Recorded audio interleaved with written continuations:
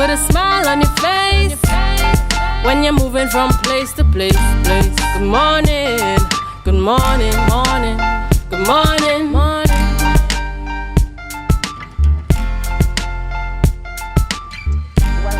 Welcome back to the morning show here on Tobago Updates Television. I am Adanna Combie. Thank you so much for staying with us, viewers. And as you are aware, we're going to head straight on into the conversation this morning. We're speaking with former Commissioner of Police, Mr. Gary Griffith. As you are aware, a situation unfolded right here in Trinidad and Tobago over the last couple of days, which is very, very unfortunate in my opinion, if I might say so. And so we're going to have the conversation this morning with someone who is well known, especially in the crime fighting business here in Trinidad and Tobago, having held positions of Commissioner of Police, Minister of National Security, being a member of the TTPS. And, you know, we're just going to have that conversation this morning. Good morning, Mr. Griffith, and welcome. Hi, good morning. Always my pleasure. Good morning to you and to your many viewers. Thank you so much for joining us this morning. So we are aware of the situation, very, very unfortunate situation happening in Trinidad and Tobago last week, where the Commissioner of Police was arrested, detained and questioned, and of course later released due to lack of whether it is evidence or no complainants, as the situation will. And I know that you have an opinion where this is concerned. But before we get into the opinion, I'd just like to go through the paces, as it were, as to what transpired that led to the arrest, which is what we're actually still trying to determine right now. We know that sniper rifles were procured in October of 2023. We know that the SSA at that time did not have the right to bear those types of wear those types of weapons. And then we know, I think it's in November, I think, of that year, they were allowed permission to so do. So I'm trying to find out what the confusion is there that led to any type of investigation having to be conducted to the point where the top cop, the most senior official, was arrested and detained for questioning where this is concerned. So from your expert position, walk us through this. Well, you don't need to be an expert to understand that the ball was dropped tremendously. And I think it's more so by the legal department of the Trinidad and Tobago Police Service. I recall, when I took over the police service, in many cases, they would be collapsing because we were going against seasoned defense attorneys for persons who were charged, compared to virtually first degree law students who were police officers and believed that they were attorneys, and even they weren't even showing up for duty to a court.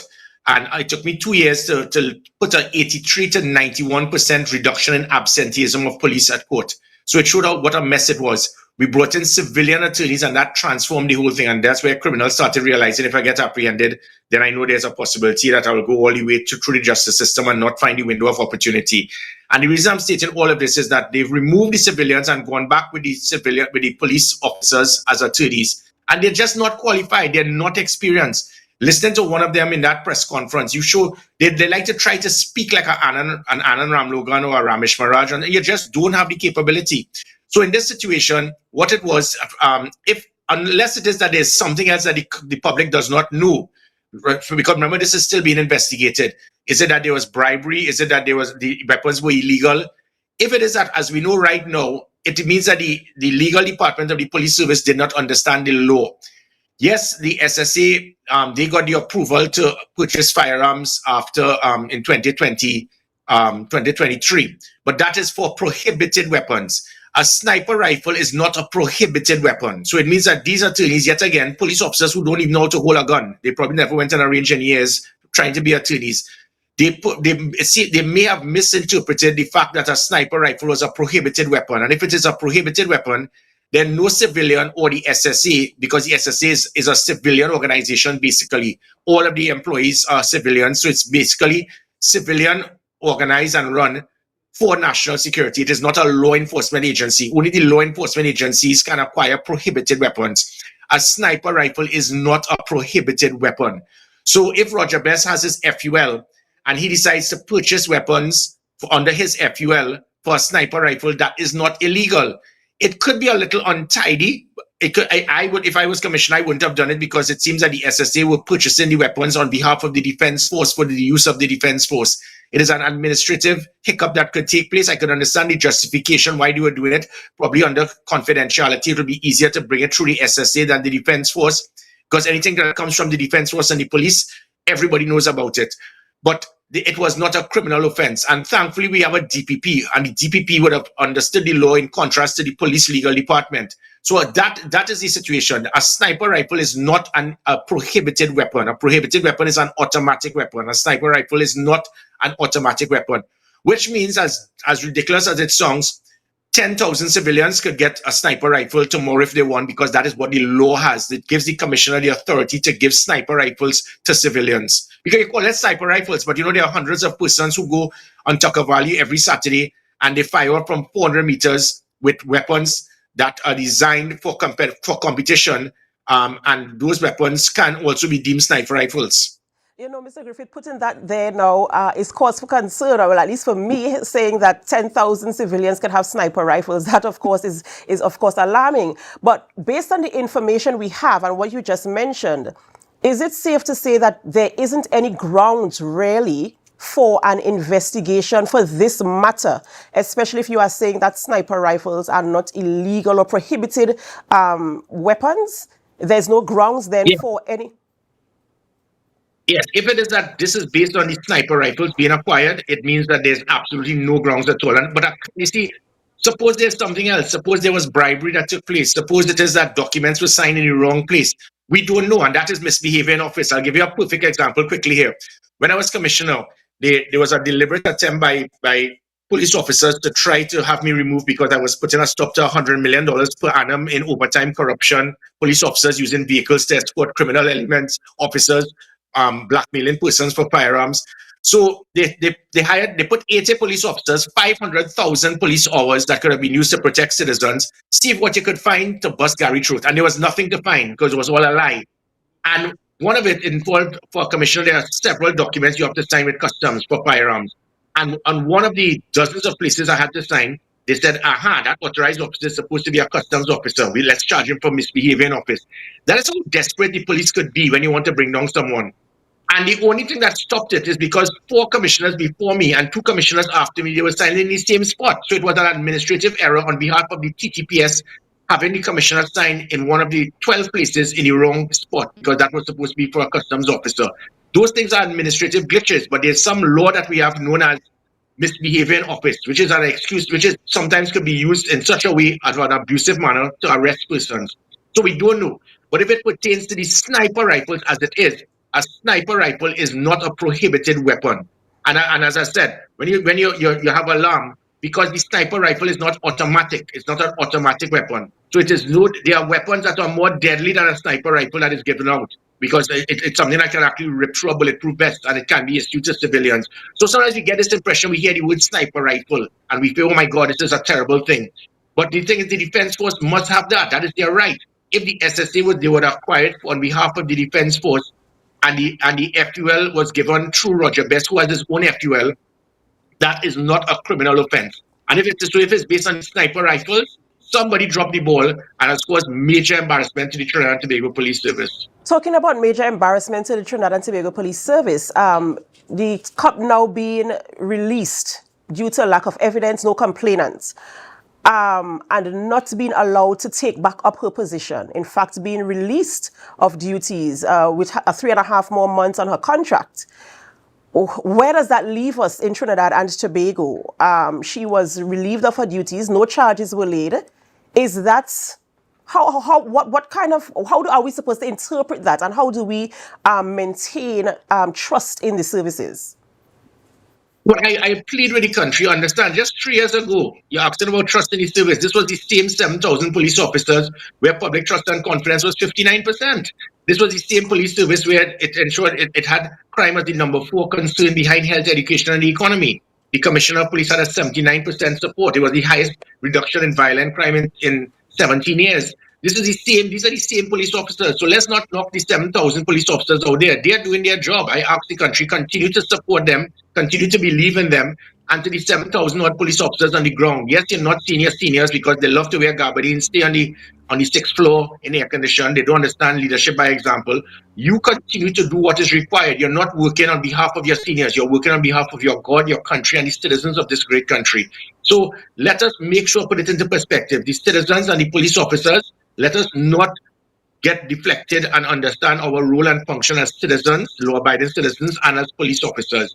As it pertains to the system now with the police service, it shows the importance of us changing this. For far too long, we are putting square pegs in round holes and then trying to attack. We have demonized Ulla Christopher for far too long, and it is not her fault. She just never had it. She was never capable. And the reason I'm stating that is that up until 2018, the selection for the Commissioner of Police, the substantive rank was that of international qualified experts doing proper assessments to verify if this person has what it takes to be a Commissioner of Police. That is why Dwayne Gibbs beat every single local for the police service. That is why Gary Griffith got 82% and beat every single one of the 60 others who applied for Commissioner of Police. Ulla Christopher didn't even come in the top 20. When you change that to civilians in Trinidad and Tobago with no qualification, knowledge, experience in national security, in law enforcement, known as the Police Service Commission, you had a retired judge, a speaking consultant, and an accountant selecting who must be our commissioner. Only in a banana republic we can do that. So the Maxine King, the Maxine Tongs, the Judith Jones, persons as equivalent to yourself who might be very qualified in media, persons qualified in everything else. You're not qualified and you handpick a lady who couldn't come in the top 20. That is the situation the country is under. We cannot have civilians without qualification in law enforcement select commissioners of police. We need to revert to international experts such as Penn State, such as the UK expert who came and selected 20-odd commissioners around the world. If not, we are going to continue to get Jacobs and Ulla Christophers and Benjamins. Additionally, we also have to look at the acting commissioner of police appointment. That is based on seniority. So that's why you have now an individual who just 2 days ago went on a pulpit and started preaching and telling civilians, you need not to be scared, you need to be strong, but you're saying that we're in a bulletproof vest. And I mean, when he listened to that last 2 minutes interview, the commissioner of police is a position that it requires a degree of leadership, understanding your role and function. And if it is we continue with locals selecting a commissioner of police, we will continue to get the square pegs and round holes. Okay, Captain Griffith, I know you have a lot to say about the TTPS, but I just want to shift our focus a bit to the SSA. Now, I know you said that the SSA is a civilian organization, and as such, the TTPS would have had to purchase the rifles on behalf of the SSA. Since the SSA is a civilian organization, can you state to us what purpose would they have for these two sniper rifles? Yeah, sure. Now, even though I say a civilian organization, civilian focused, but they are heavily involved in national security. They're involved as a support element for law enforcement. So the SSA, I listed this guy, P.S. Robinson, clueless as he was trying to say that the SSA is not a civilian organization. They basically are. All of the persons employed are civilians. However, they are heavily involved in national security and support law enforcement. So the SSA is not similar to the CIA. The CIA has law enforcement capabilities, powers of arrest, and so forth. We don't. Our SSA is not like that. However, because they work and complement our protective services, only the Defense Force and the police service have the capability to acquire prohibited weapons. But what Roger Best did, because he understood the law well, he and I actually joined the Army the exact day the both of us became officers as second lieutenants, then captains, and the Chief of Defense Staff, who joined the same day with us as well, that's Air Marshal Darrell Daniel. Sometimes bringing in items like this, you need a degree of confidentiality. It's very sensitive. You don't want each and every person to know about it. There are three ways. I mean, you have television, you have telephone, and you have law enforcement officer. Those are the three ways to get the whole country to know something that is happening. The Defense Force purchasing that directly, or the police purchasing it directly, the whole country would have known.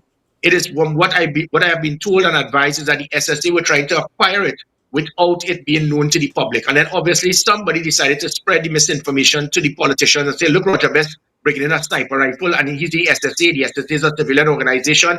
Bust his throat because he wants his job. It's the same thing. McDonald Jacob was thrown out because somebody wanted his job. Ulla Christopher is thrown out, somebody wanted her job. That's what the police has turned to now, trying to see how you could lick up the other person to get their job. So in the SSA situation, what they did, as I said, I would not have done it as commissioner. I would have advised, listen, this is going to be untidy, but it is not illegal. It is not unethical. It is an administrative hiccup for one organization purchasing a weapon and then transferring it to another organization. But as I said, Roger Best has a FUL because the SSA actually would have an armory. People are not aware of it. The SSA probably has more weapons than the Trinidad and Tobago Defense Force because all of the weapons they had from the Special Anti-Crime Unit is secured and housed by guess who? The SSA in Kamuto Barracks. So are you going to say that the SSA they're breaking the law with those weapons? So all that the SSA were trying to do was to acquire the weapons in a secret manner to give it to the defense force because that is required. People have a concern, and let me tell you the stupidity, by the way. Let me quickly add this nonsense about the weapons were being brought in to assassinate persons. If any law enforcement official wanted to plan to kill people, you're not going to bring in a weapon officially, legally, through customs, because when you do that, you must do ballistic testing. Doing the ballistic testing of every single registered weapon means that if that weapon is used in a murder, you are going to be able to use the ballistic testing to pinpoint it to that crime. That is why I continue to state that almost 100% of murders committed by firearms have been by illegal firearms. When we talk in nonsense by politicians, too many firearms were given out by civilians. Not one weapon was ever used legally by what I issued in a murder based on somebody trying to hide it. So that is the issue here. So the weapon was never used, planned to be brought in. When people speak about assassination attempts and terrorists and all of that, that is not true. They spoke about the attorney that was killed recently. That person was a close friend of the same Roger Best. The man, there were 30 shots, and those were by automatic weapons. Long started saying it was used by the same sniper rifle. You're not going to take 30 rounds to kill someone in cold blood in the middle of the street in Woodbrook by using a sniper rifle. Those were automatic. That was an automatic illegal weapon. So that is just to clarify the situation. The SSA there's nothing illegal by them purchasing the weapons. It is similar to persons who own a supermarket having weapons for their supermarket security. That can be done under FUEC through the FUL by the person who is in charge of the SSA. That is not a crime. Okay, Captain Griffith. So in your opinion, given the whole debacle with the TTPS, we saw that the former Commissioner of Police, she's requesting her job back. Do you think that she should be reinstated as the Commissioner of Police? Unfortunately, I think what has happened to her, grave injustice. It is totally unfortunate. I wouldn't wish that on my worst enemy, and she's definitely not my worst enemy. I would always be willing to support any politician, any government, any national security minister, any commissioner of police, regardless of who you are. However, in this situation, I don't think that her attorney has any substance to justify her return, and I'll tell you why. Even though the DPP chased the police and told them, get away from here with that nonsense. What the police are claiming is that the matter is still being investigated. If a matter is still being investigated, then they would have written to the Police Service Commission to tell the Police Service Commission that. And again, as I said, that is the role and function of sometimes junior officers. Try to see if you can lick up your senior officer to get their job. And if that is the case, the matter is still undergoing investigation. It means that the Police Service Commission, by right, have the authority to ask her to remain on administrative leave for her own benefit. Because this could assist her that if and when she's cleared, nobody could state, well, you were in chair when you were being investigated, so you influenced the outcome of the investigation. That is why it is to her benefit that she should not reinstate herself until the matter is closed. The unfortunate thing to that, knowing the speed of the legal department of the police service, they have two speeds, they're slow and stop. That investigation will go on for another few years to avoid the embarrassment of them admitting they made a mess of it. So Ola Christopher will never see that chair again. But it is going to be difficult to justify it if the matter is still being investigated. Like from my example, when I was commissioner, they sent a letter and I said, well, wait a minute. I am asking me if I could go on administrative leave. I said, but I am not a person of interest. I am not a suspect. I am not being questioned. I have nothing to do with this. They have over 200 police officers are charged on an annual basis or suspended or disciplined. That has nothing to do with the commissioner unless the commissioner is directly involved. And then they realize they made a mistake and they pull that letter back. But if it is that a commissioner is being investigated, which I never was, but she is presently being investigated still, it may be appropriate for the Police Service Commission to ask her to go on administrative leave until the investigation is completed.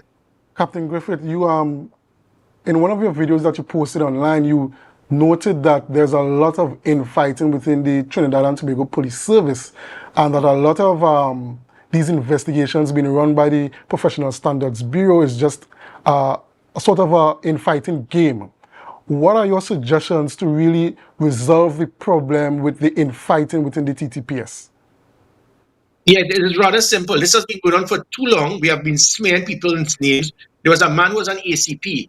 He actually went and investigated a minister without my knowledge and then said, I don't have to tell you. That's the type of arrogance you have of some people in the police service. This is the commissioner of police not knowing.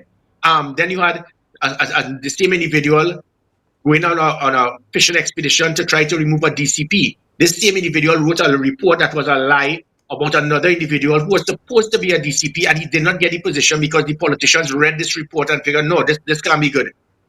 And it has gone on and on. We have seen, but myself with all the lies with the Stanley John report and all of that, and notice after 3 years, not one person has been questioned, arrested, or charged based on all of these reports of this massive, well-oiled criminal industry.